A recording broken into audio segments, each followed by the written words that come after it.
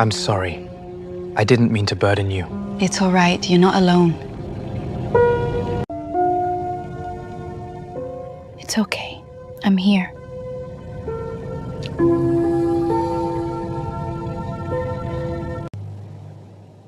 소영아.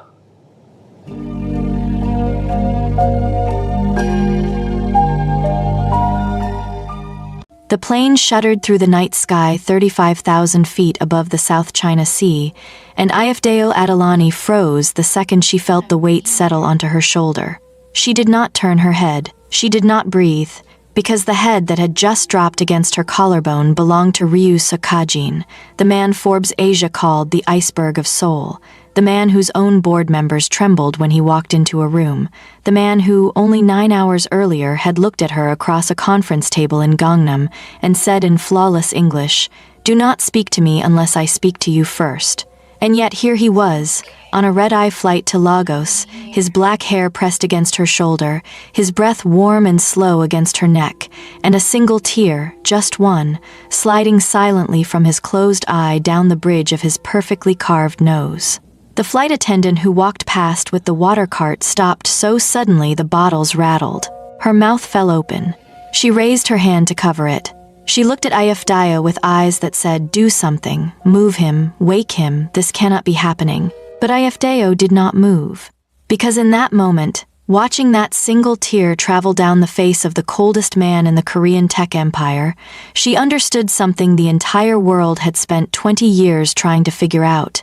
Ryu Sayako-jin was not made of ice. Ryu Susho-jin was made of something that had been frozen on purpose, by someone, for a reason. And whatever that reason was, it had just cracked open 35,000 feet above the ocean, on the shoulder of a Nigerian translator he had hired 3 days ago and had not once looked in the eye. She felt his hand twitch in his sleep.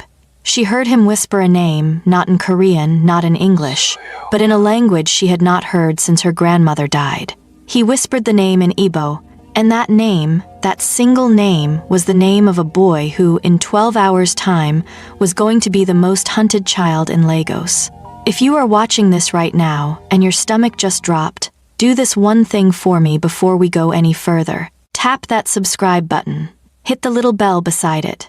Drop a comment that just says, "I'm here for the whole ride," because what you are about to witness in the next 60 minutes is not just a story, it is a reckoning, and the algorithm only shows it to the people who tell it to keep showing them. So lock in with me, tell the people in your life to come watch this with you, and let us begin. Now, to understand what happened on that plane, you have to go back. You have to understand who Ifdao Adelani was before that flight, and who Ryu Sak-jin became before he ever met her. Because the woman who let a stranger weep on her shoulder at 35,000 feet was not soft. She was the daughter of a market trader in Ibadan who had buried her mother at 15 and her dreams at 19 and her pride more times than she could count. She was the girl who had learned Korean from a battered library textbook because a scholarship application asked her to list a third language, and she did not want to lie. She was the woman who, at 28, had 3 university degrees and 1 bank account that had been overdrawn for the better part of a year, and the man whose head was on her shoulder was not weak. He was the boy whose mother had been found dead in a bathtub the morning of his 12th birthday, the teenager who had been beaten with a leather belt by his father for crying at the funeral, the man who had built the 3rd largest tech conglomerate in East Asia by the time he was 34, and the CEO who had not, by any official record, smiled in public for 11 years. 2 people who should never have crossed paths were now sharing a cabin, sharing a silence, and about to share a secret that would burn down an empire. 3 days earlier, Ifdao had been sitting in her one-room apartment in the Itaewon district of Seoul, eating instant noodles out of the pot, because she had not been able to afford a proper bowl since the last one cracked in November. Her phone buzzed on the windowsill. She almost did not answer. The number had no name. But something in her, the same something that had pushed her onto a plane out of Lagos with 2 suitcases and a scholarship letter 6 years ago, told her to pick it up. The voice on the other end was a man, Korean, clipped, formal. "Miss Adelani, my name is Director Ha. I represent the office of the chairman of Sunwa Holdings. We have a position. It is short-term, 72 hours. The compensation is 40 million won. Ifadeo set down her chopsticks. 40 million won was more money than she had earned in the entire previous year. She heard herself ask, "What is the work?" Translation, the man said. Korean to English, Korean to Yoruba, Korean to Igbo. You are one of only 3 certified translators in the country with that combination. What is the subject matter? There was a long pause. That will be disclosed upon signing the non-disclosure agreement. A car will be at your building in 40 minutes. She wore her best blouse, the one with the small ink stain on the cuff that she had tried for 3 years to wash out. She sat in the back of a black sedan that smelled like new leather and old money. She was driven to a tower in Gangnam so tall it disappeared into the clouds. She was taken up an elevator that had no buttons, only a slot for a black keycard. And she was shown into a conference room where 7 men in identical charcoal suits sat around a table the size of her entire apartment. At the head of the table sat a man she recognized only from magazine covers, Ryu Sok-jin. He did not stand when she entered. He did not offer his hand. He did not even fully look at her. He read from a tablet in front of him and said, in a voice as flat as a sheet of glass, "Miss Adelani, you will accompany me to Lagos on Friday evening. You will translate every document and every conversation I require you to translate. You will not ask questions. You will not record. You will not speak to the press. You will not speak to anyone outside this room about the existence of this trip.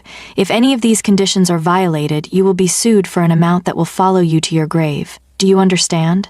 Ifadeo looked at the contract that had been slid across the table to her. Her hands wanted to shake. She did not let them. She picked up the pen, she signed, and as she signed, she felt his eyes on her for the first time, just a flicker, just a second. But in that second, she saw something behind the ice that did not match the man everyone said he was. She saw exhaustion. She saw grief. She saw a man who was about to do something he was terrified of.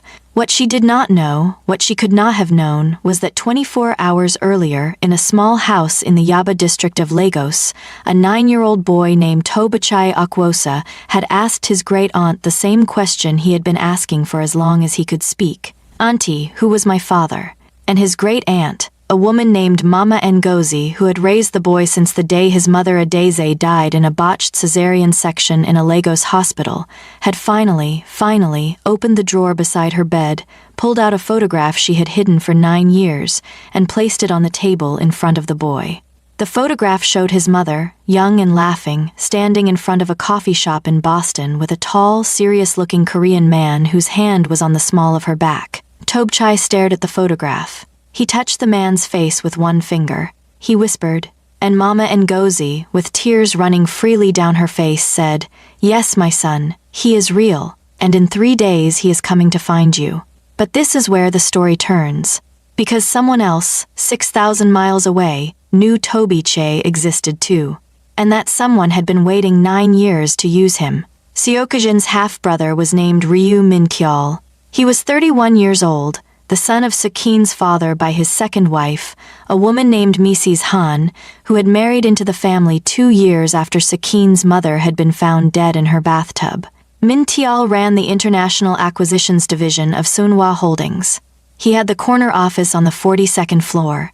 He had the second largest stake in the company after his brother, and he had spent his entire adult life waiting for his brother to make one mistake, just one, big enough to seize control of the empire. For a long time he had given up hope. Seokjin made no mistakes. He had no vices. He had no scandals. He had no lovers. He had no friends. He had no weaknesses. And then, 6 months ago, Min-kyeol had received a phone call from a private investigator in Manila who had been hired, years ago, by Seokjin's late mother's best friend, a woman named Mrs. Ju, to find out what had happened to the Nigerian girl Seokjin had loved in college. The girl Seokjin's father had paid off to disappear. The girl who had not, in fact, taken the money. The girl who had gone home to Lagos pregnant. The girl who had died giving birth to a boy. The investigator had finally found the boy. He had taken photographs. He had filed his report. And Mrs. Ju, who was now 78 years old and dying of lung cancer, had finally decided to break a promise she had made to a dead woman and tell Seokjin he had a son. But she had made one terrible mistake. She had told the wrong assistant, and that assistant had been on Min Kyol's payroll for 6 years. Min Kyol had read the report 3 times. Then he had smiled for the first time in months. Then he had picked up his phone and called a man in Lagos who owed him a great deal of money. And he had said, very quietly, "I want you to find a boy named Tobechi. I want you to wait, and when I tell you, I want you to take him." So on that night, on that plane, when Ryu Sachin let his exhausted head fall onto Ifdayo Adelani's shoulder and whispered the name Tobichai in his sleep, 3 things were happening at the same time, in 3 different parts of the world, and none of them knew about each other. In Seoul, in a private hospital room, Mrs. Ju was dying, and she was praying that the boy she had told Sejin about would be safe. In Lagos, in a small house in Yaba, a 9-year-old boy was lying awake staring at a photograph of a father he had never met, counting the hours until morning. And in a conference room on the 42nd floor of Sunhwa Tower, Min Kyol was looking at a satellite map of the route his brother's private jet was taking, smiling, and waiting for the signal to begin. The plane began its descent at 4:17 in the morning, Lagos time. The sky outside the windows was turning the color of bruised peaches. Ifedeo had not slept. She had not been able to, because the man whose head was on her shoulder had stayed there for nearly 5 hours, and every time she had tried to gently shift him, he had murmured something in his sleep that made her stop. He had whispered, "I am sorry, I am sorry, I did not know, I am sorry." He had whispered it in Korean.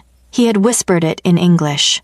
And once, just once, he had whispered it in a language she had only heard her grandmother speak, a language she had no business hearing from the lips of a Korean CEO, a language called Igbo, and he had whispered a name attached to it. He had whispered, "Adeze, I am sorry, I did not know, I would have come." When the captain's voice came through the cabin announcing the descent, Sok-jin jerked awake. For 1 second, just one, his eyes met hers, and she saw the panic flash across his face as he realized where his head had been. He sat up so fast he hit his elbow on the armrest. He did not apologize. He did not look at her. He stood up, walked to the back of the cabin where the small bathroom was, and stayed in there for 15 minutes. When he came out, his face was washed, his hair was combed, and the mask was back on. He sat down across the aisle from her this time. He pretended she did not exist. And Ifdayo, looking at the back of his perfectly straight neck, thought to herself, "I have just seen something that nobody on earth has ever seen, and if I am smart, I will pretend I did not see it, and I will collect my 40 million won, and I will go home, and I will forget this man's name." But Ifdayo had never been good at being smart in that particular way. So instead, very quietly, she leaned across the aisle, and she said in a voice that only he could hear, "Who is Adize?" His head snapped toward her so fast she heard the bones in his neck crack. His face went the color of paper, his mouth opened. Nothing came out. For 10 full seconds, the most powerful man in Korean tech could not produce a single word. Then he closed his mouth. He turned away, and he said, in a voice that shook for the first time since she had met him, "If you ever say that name again, I will end your career, your family's name, and your ability to ever set foot in either of our countries again. Do you understand me?" Ifedeo did not flinch. She held his eyes. And she said, "I understand, but I think you should know. You said it first, in your sleep, on my shoulder, and you said you were sorry." The plane touched down. The cabin door opened. 2 black SUVs were waiting on the tarmac. Soko-jin walked off the plane without looking back at her. Ifdayo gathered her bag, her papers, her dignity, and followed. What she did not see, what she could not have seen, was the 3rd black SUV parked a quarter-mile away, with tinted windows and a man inside speaking quietly into a phone in Yoruba, saying, "He has landed. The translator is with him. We move at noon." The first meeting was at 9 in the morning at a hotel in Victoria Island, an empty conference room with bottled water and a thin assistant from the Lagos office who looked as terrified of Soo-kyu-jin as everyone in Seoul had been. The official agenda was the acquisition of a solar tech startup called Kuro Energy. Sok-jin sat at the table. He read documents in Korean. He asked Ifedeo to translate 3 contracts from English to Korean. He did not look at her once. At 10:30 his phone rang. He looked at the screen. Something in his face shifted, just slightly. He stood. He walked to the corner of the room. He spoke for 2 minutes in Korean, low and fast. He hung up. He came back. He sat down. He said to the assistant, "Cancel the rest of the day's meetings, reschedule for tomorrow. I have a personal matter to attend to." The assistant stared at him as if he had just announced he was running for governor. In 9 years of working for Sunhwa, the assistant had never once heard the chairman use the words personal matter. Seokjin turned to Ifdayo. For the first time in 3 days, he looked her fully in the eye. He said, "You will come with me." She said, "Where?" He said, "Yaba, to meet someone." She said, "Why do you need a translator? The boy speaks English." She said it without thinking. The words came out before her brain caught up to them, and she watched, in real time, as Ryu Seokjin understood that she had figured it out. His jaw tightened. His hand, resting on the table, curled slowly into a fist. He said, very softly, "How do you know it is a boy?"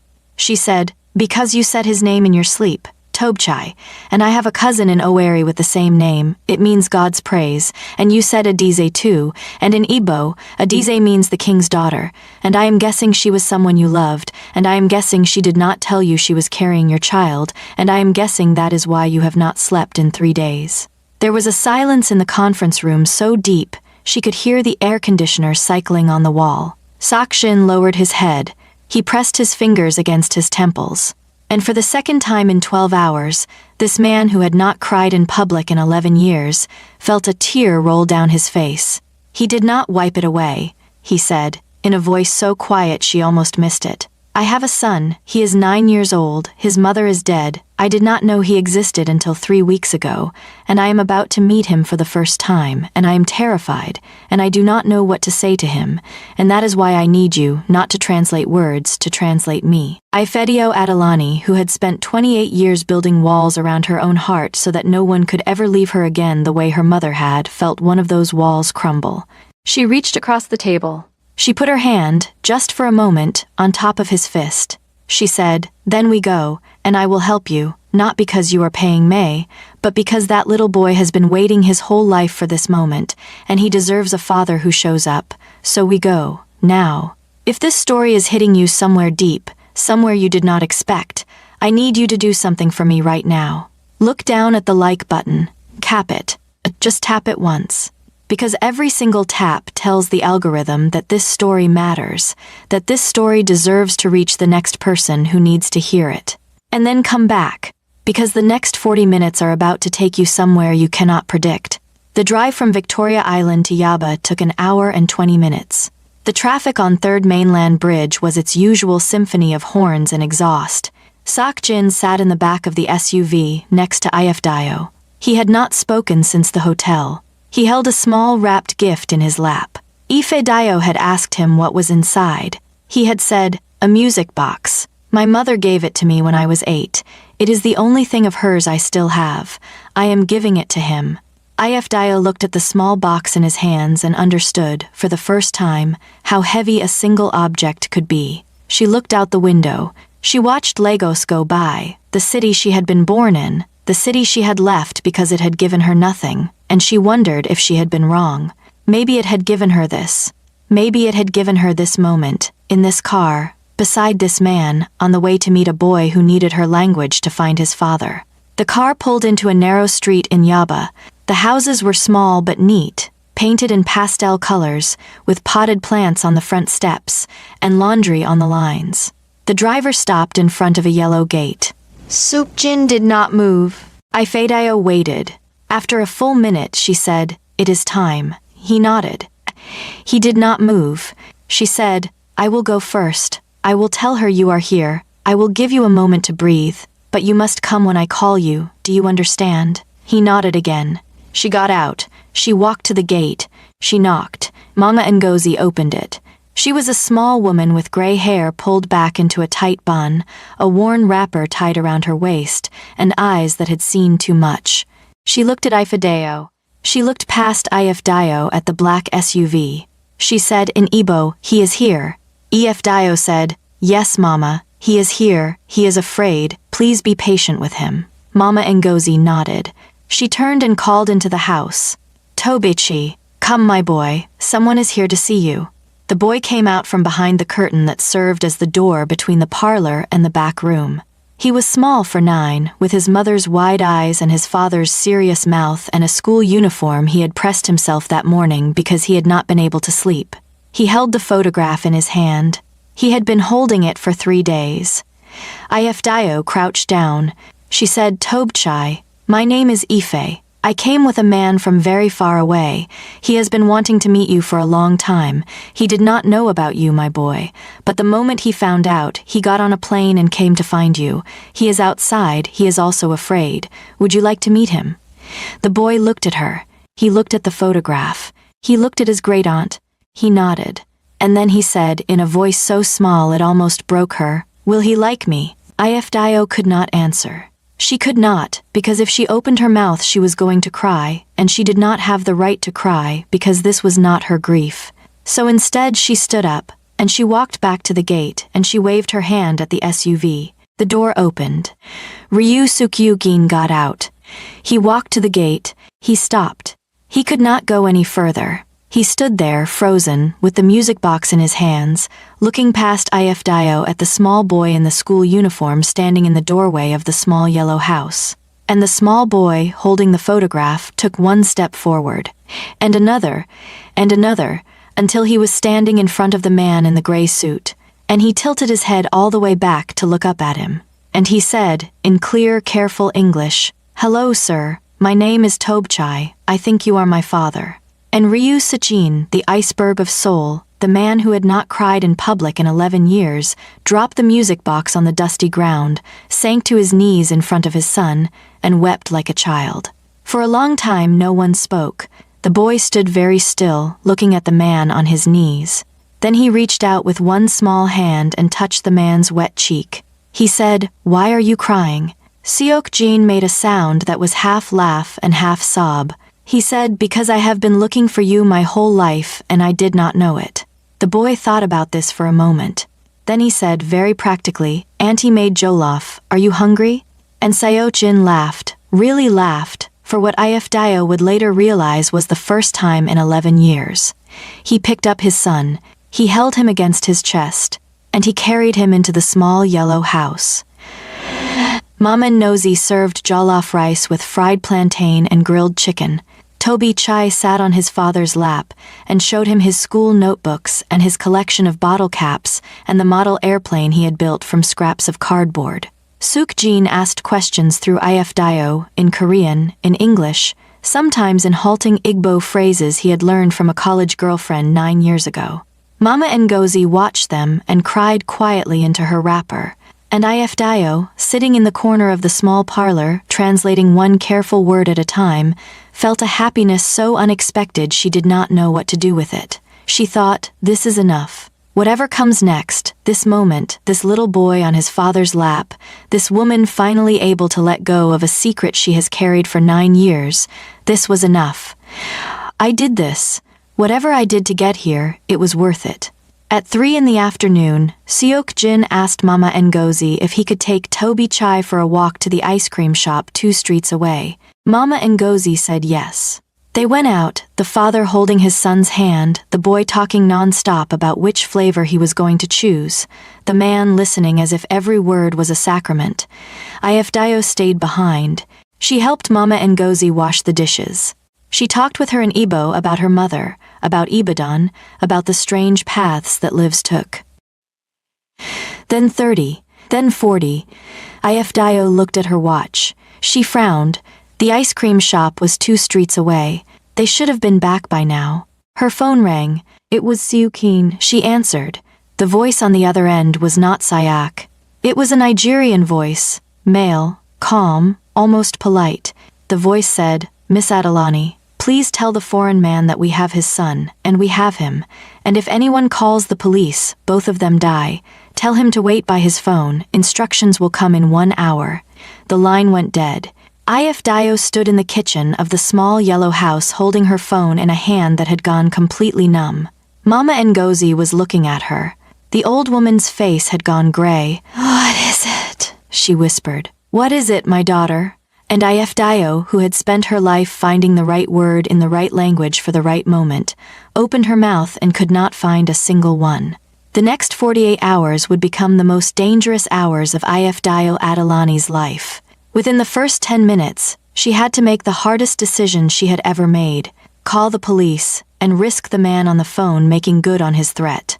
Or do not call the police and trust a stranger with the life of a child she had known for 3 hours and the life of a man whose head she had cradled on her shoulder above the South China Sea. She chose neither. She did something else. She called Director Ha, the man who had hired her in Seoul. She told him everything. He did not interrupt. When she was done, he said, in a voice that had gone razor sharp, "Miss Adelani, do not move from that house. I am sending a team. Tell no one, including the chairman, when he calls back. There is something you do not know about this situation. There is something Mr. Ryu does not know, and it is going to determine whether they live or die. Do you understand me?" Dio, with her heart hammering in her chest, said, "I understand." What Director Ha then told her in the next 6 minutes on that phone call in the kitchen of the small yellow house in Yaba was this. He had been the personal assistant to Xiao Jin's late mother, Mrs. Ryu, before she died. He had been her assistant since he was 22 years old. And on the morning Mrs. Ryu had been found dead in her bathtub 22 years ago, Director Ha had been the second person to find her body. The first had been the housekeeper, and what the housekeeper had told Director Ha that morning, and what Director Ha had never told anyone in the 22 years since, was that Mrs. Ryu had not committed suicide. There had been a struggle. There had been bruises on her arms. There had been a second glass on the side of the tub, and the second glass had been left there, the housekeeper had whispered, by Mrs. Han, the woman who, 2 years later, became Sewak Jin's stepmother, the mother of his half-brother Min Kyeol. Director Ha had not gone to the police because the housekeeper had refused to testify, because Sukin's father had paid her a sum of money so large her children's children would never have to work, and because Director Ha himself had been 22 and terrified and unable to imagine what would happen to a man like him who tried to take down a family like the Rias. He had stayed silent. He had become Saoki Jin's protector from the shadows. He had watched the boy grow into a man made of ice. And he had waited, for 22 years, for the moment to come when he would have to tell the truth. And that moment, he said to Dio in the kitchen, was now. Because the man who had taken Toby Chai and Sok Jin was not a random Nigerian criminal. He was a contractor. He had been hired through 3 layers of intermediaries. And Director Ha, with the resources of Sunhwa's private security, had traced the original payment. It had come from a shell company in Singapore. The shell company was owned by another shell company in the Cayman Islands. The Cayman company was controlled by a single man, Ryu Min Kyeol, the half-brother, the son of the woman who had killed Sayaken's mother, the man who had been waiting 22 years for his own moment. Dio sat down on the kitchen floor. She had to. Her legs would not hold her. Mama Ngozi sat down next to her and held her hand. And Dio, in a voice that did not sound like her own, said into the phone, "What do we do?" Director Ha said, "We do what they expect us to do, until we do not. They will call back in 1 hour with a demand. The demand will be that Mr. Ryu sign a document transferring his voting shares to a holding company. The document will be presented as the price of his son's life. If he signs, they will kill them both anyway. Because the only thing more dangerous to Min Kyeol than a brother who controls the company is a problem pushing yourself to figure a sad. You are 12 minutes away. There is one person in Lagos I can call who can help you. He is a former Sunhwa security officer. His name is Babatunde. He is..." Dio said. The man called Babatunde arrived at the yellow gate 43 minutes later. He was tall, soft-spoken, with eyes that did not miss anything. He drove an unmarked sedan. He had a phone, a laptop, and a tracker. He showed her the tracker. He said, when the chairman was issued his company phone, a chip was placed inside the casing. Standard procedure for executives traveling in high-risk regions. The chip is active. The phone is still with him. They have not taken it because they intend for him to use it to sign documents. He turned the laptop toward her. A small red dot was blinking on a satellite map of Lagos. The dot was moving. It was heading north, along the Lagos-Ibadan Expressway. Babatunde said, "They are taking them to a warehouse outside the city. I know the area. We have 2 hours, maybe 3, before the next call. We move now. What IFDIO did in the next 4 hours, she would never fully be able to explain to anyone, including herself. She got in a car with a man she did not know. She drove out of Lagos as the sun began to set. She watched a red dot on a screen. She prayed in 3 languages. She thought about a small boy who had asked, "Will he like me?" She thought about a man who had wept on her shoulder above the ocean. She thought about a mother who had died in a bathtub 22 years ago and whose son had spent his entire life being punished for someone else's crime. She thought about her own mother, dead at 41, and she thought, if you are anywhere, Mama, if you are watching this, help me. Help me bring this boy home to his father. Help me bring this father home to his son. Help me. At 8:47 in the evening, the red dot stopped moving. It had reached a complex of low buildings outside a town called Ifo, just past the Ogun state border. Babatunde pulled the sedan onto a dirt road half a kilometer away. He killed the headlights. He turned to her. He said, "From here we walk. I have called for backup. They will arrive in 40 minutes. But the kidnappers will call again in 20. They will demand he sign. He will refuse. They will hurt the boy first, to make him sign. We do not have 40 minutes, we have 20. Do you understand what I am asking you?" IFDIO said. Babatunde reached into the glove compartment. He pulled out a small black object. He pressed it into her hand. It was a pistol. He said, "Have you ever fired one?" She said, "No." He said, "I pray you do not have to learn tonight, but if you do, point and pull, that is all, now come. If this is the part where your heart is pounding in your chest, if this is the part where you have leaned forward, if this is the part where you have forgotten what room you are in, then I need you to pause for exactly 4 seconds and do this. Comment the words, 'I am here,' 3 times in the comments.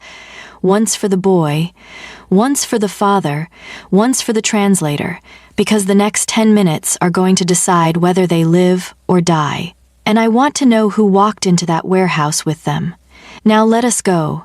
The warehouse was an abandoned cement factory, 3 buildings around a dusty courtyard, surrounded by a chain-link fence with a broken gate. Babatunde and IFDIO crouched behind a stack of rotting pallets at the edge of the property. Babatunde used a small monocular to scan the buildings. He whispered, 3 men in the courtyard, 2 armed, 1 on the phone, probably 4 more inside. The boy and the chairman will be in the central building. There is a generator running. They have light only in that building. We move in along the south wall. There is a side entrance the foreman used. It will be locked, but the lock is old. I can manage it in under a minute." He turned to her. "You stay behind me. If anything happens to me, you run back to the car. You do not engage. You drive away. You call Director Ha. Do you understand?" IFDIO said, "I will not leave them." Babatunde looked at her for a long moment in the dim light. He said, "I knew you would say that. That is why I trusted you with the gun. Now come." They moved along the south wall in a low crouch. The night was warm and the air smelled of dust and old machinery. Somewhere far away, a dog was barking. Babatunde reached the side door. He worked the lock with 2 small tools from his pocket. The lock clicked open. They slipped inside.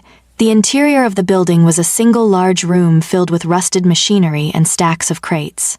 At the far end, in a circle of yellow light from a portable lamp, were 5 men. 3 sat on crates.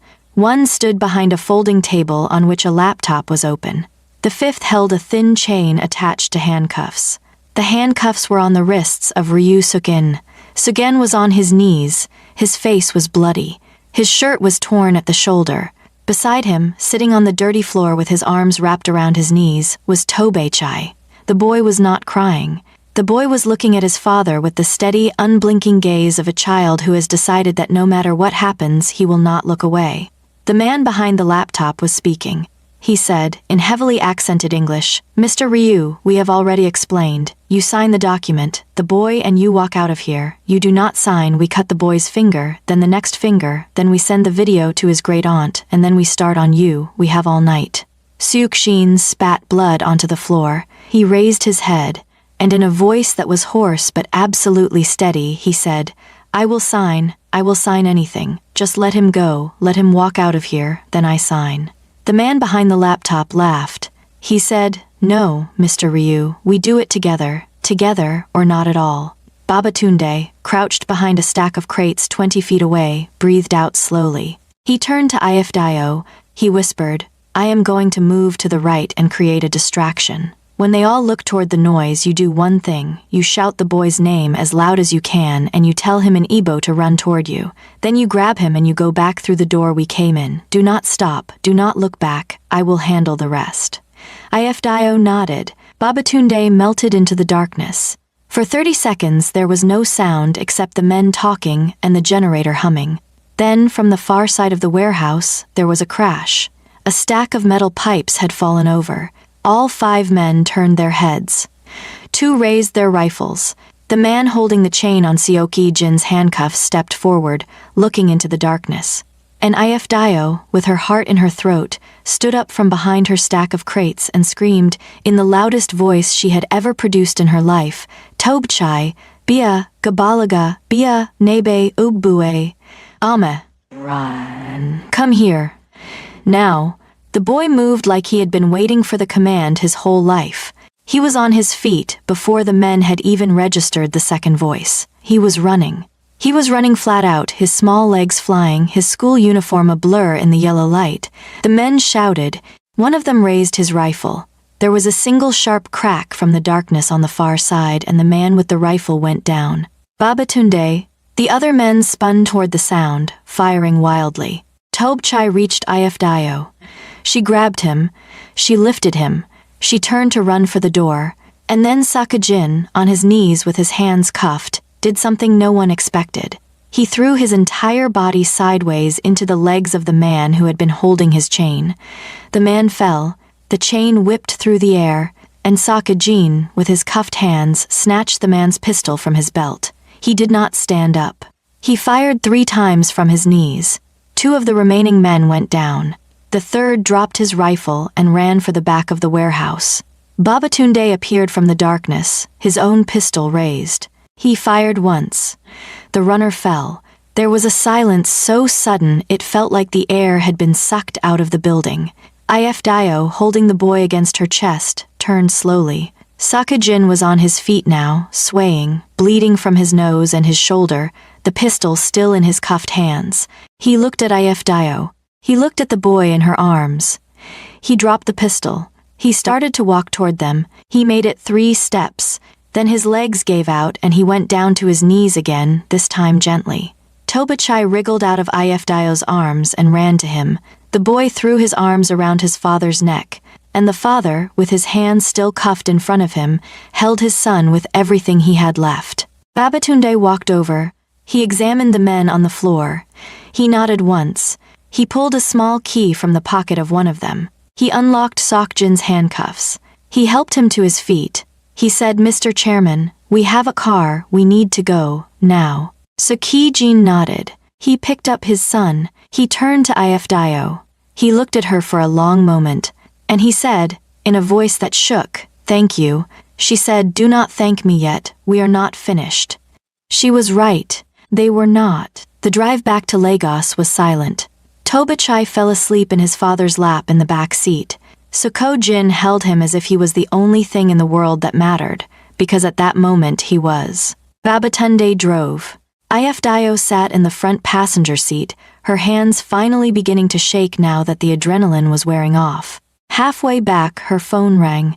It was Director Ha. She answered. He said, "I just landed. I have boarded a helicopter. I will be at the Eco Hotel in 40 minutes. There is something I need to tell the chairman in person. Do not let him sleep. Do not let him hide. I have waited 22 years to say this and I will not say it over a phone." Ifdio turned around. She looked at Saya Kyujin in the back seat. She said, "He is asking to meet us at the hotel."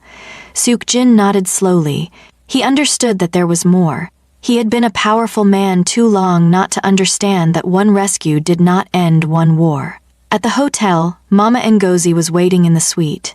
Director Ha had called her from the helicopter. She had been driven over. When the door opened and Tobchai walked in alive, the old woman fell to her knees and praised God in 3 languages. Sukajin sat down on the edge of the bed. A hotel doctor cleaned the cut on his nose and bandaged his shoulder. He did not flinch. He did not speak. He watched his son drink a glass of orange juice and eat a piece of bread and then climb up onto the bed and fall instantly asleep against his great-aunt. Then, and only then, did he look up at Ifdayo, who was standing by the window. He said, "How did you know to come?" She said, "Director Ha told me everything, about your mother, about your brother, about what Min Kyol's mother did. He has been carrying it for 22 years. He is coming now to tell you himself." Sukin closed his eyes. For a long moment he did not move. Then he said, very quietly, "I always knew, I never had proof, but in my bones, since I was 12 years old, I always knew." A single tear slid down his face. He did not wipe it. Director Ha arrived an hour later. He was a small man in his late 50s with gray hair and tired eyes. He had served the Ryu family for 36 years. When he entered the suite, Seok Jin stood up. The two men looked at each other. Director Ha bowed deeply, the deep bow of a Korean man asking for forgiveness. He said, "Chairman, I should have spoken 22 years ago. I was afraid. I was wrong to be afraid. Your mother was murdered. Mrs. Han was the murderer. Your brother knew when he was old enough to understand. I have records. I have the original housekeeper's testimony, which I obtained 5 years ago when she was dying. I have bank records of the payments. I have been holding it because I did not know if telling you would destroy you or save you. Tonight, watching what your brother tried to do to your son, I know it will save you and it will save the company. And I am ready to give my testimony." And Seok Jin walked across the room. He took the older man by the shoulders. He held him there for a long moment. And he said, in a voice that was finally free, "You did not betray me, you protected me, you waited for the moment when the truth could save us instead of breaking us. Tonight, you are the bravest man in this room. Thank you, Director Ha, thank you for my mother, thank you for my son, thank you." The next 72 hours moved with the speed of an earthquake. Director Ha's evidence was presented to the Sunhwa Board of Directors at an emergency meeting held by video conference at 4 a.m. Seoul time. The board, 12 men and women who had built their careers under the shadow of 2 generations of Ryu power, listened in silence. By the time Director Ha finished speaking, 3 of them were openly weeping. The motion to remove Ryu Min Kyol from all executive positions, freeze his assets, and refer the matter to the Seoul Central District Prosecutor's Office passed unanimously. The arrest came at 7 a.m. at his apartment in Cheongdam-dong. He did not resist. He was photographed in handcuffs as he was led to the police car. The photograph would be on the front page of every newspaper in Korea by the end of the day. Mrs. Han, his mother, the woman who had murdered Seok Jin's mother 22 years ago, was arrested 4 hours later at her vacation home in Jeju. She refused to speak. Her trial would take 11 months. She would die in prison 3 years later of a stroke. Min Kyol would receive 25 years for conspiracy to murder, kidnapping, and corporate fraud. He would never see freedom again. Seok Jin did not return to Seoul for 2 weeks. He stayed in Lagos. He visited Mama Ngozi every day. He brought groceries. He brought a new refrigerator. He paid for the broken air conditioner to be repaired. He sat in the small parlor and ate jollof rice and learned, word by word, how to talk to his son. Tobchai taught him Igbo phrases. Seok Jin taught Tobechai Korean phrases. They watched football together on the small television. They walked to the ice cream shop, this time with Babatunde 3 steps behind them at all times. The boy chose chocolate every time. The father pretended to be surprised every time. They laughed. On the 12th day, Seok asked Mama Ngozi if she would consider moving to Seoul. She looked at him for a long time. She said, "My boy, I have lived in Lagos for 68 years. I do not speak Korean. I do not know how to use a chopstick, but this boy is my heart, and his father is now my son, so if Tobchai goes, I go, but I have one condition." Seokjin said, "She said, I want to bring my pots, all of them. I cook in my own pots." He laughed. He said, "Madam, I will charter a plane just for your pots." She nodded. She said, "Then we go." He asked Ifedayo to stay one more night at the hotel before they all flew back together. She agreed. That night, on the balcony of the hotel suite overlooking the lights of Lagos, he came to find her. He stood beside her at the railing. He did not speak for a long time. Then he said, "When I hired you 3 days ago, I did not look at you, I did not see you. I thought you were a service. I thought you were a function. I treated you the way my father treated everyone who worked for him, the way I have treated everyone for 11 years. And then, on that plane, my body did something my mind would never have allowed. It fell, and it fell on you, and you did not push me away. You let me sleep. You let a stranger sleep on your shoulder. Do you know what that is? In the world I come from, that is not a small thing. Ef Dio said, I did not let you sleep because I was being kind. I let you sleep because I saw, in that moment, that you were a person, not a chairman, not an iceberg, a person. And persons need to sleep. He smiled. The smile was small and tired and real. He said, will you come with us, Ife Deo? Not as a translator, not as an employee. I am building something, a foundation in my mother's name. It will fund education for children in West Africa and Southeast Asia who have lost their mothers, the way Tobichai did, the way I did. I do not know how to build it. I do not know the languages, the customs, the people. I need someone who does. I need someone I trust. Will you come? Dio looked out at the city of her birth. She thought about her mother, who had died too young, who had never seen a city she had not been born in. She thought about herself at 15, packing the few belongings she owned into a bag because her aunt could no longer afford to keep her. She thought about every closed door, every overdraft, every meal of instant noodles, every moment she had told herself, I am building something, even when she could not see what it was. And she understood, in that moment on the balcony, that this was what she had been building. Not a career. Not a degree. A door for the next girl who would be where she had been. A door for the next boy who would be where Tobichai had been. She turned to Sokjin. She said, yes, I will come, on one condition. He said, name it. She said, we do it properly. We do it big. We do not just fund education. We build schools. We build homes. We change the path. Not just for one child, for 10,000. He looked at her for a long moment. He said, then we change the path for 10,000. They stood there at the railing, the lights of Lagos behind them, and they began. The story of what they built over the next 5 years would fill a book of its own, and one day, perhaps, it will. The Adize and Yura Ryu Foundation, named for Seok Jin's late college love and his late mother, opened its first school in Yaba in 2026. By 2028, there were schools in Lagos, Accra, Manila, and Bandung.